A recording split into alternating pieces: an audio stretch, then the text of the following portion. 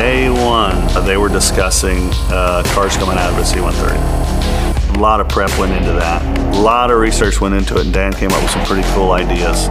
You start throwing all those cars out together, you've got to figure out spacing, and I mean, we had to test the actual cars. What's going to happen is the pilot's going to tip the airplane up. Gravity will feed the cars, will just start rolling out of the back of the airplane. Just like 3, 2, 1, push them, push them, push them, and all the cars would go out, and then it worked. I want to step off at the exact moment that the car robs me of the room that I'm standing on.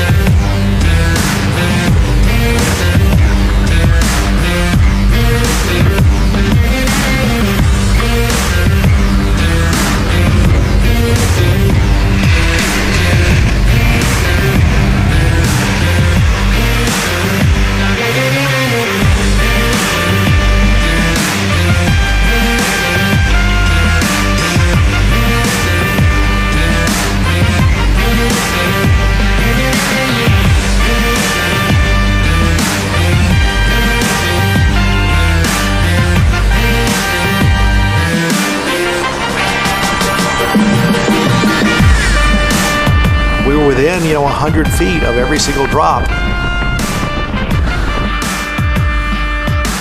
That's the good part about the Fast and Furious franchise, is that everybody knows each other well enough now that you're not afraid to say, hey, what about this? And it's something that's never been done before, just like all the Fast series before us, as we kind of pushed the envelope and it all worked great.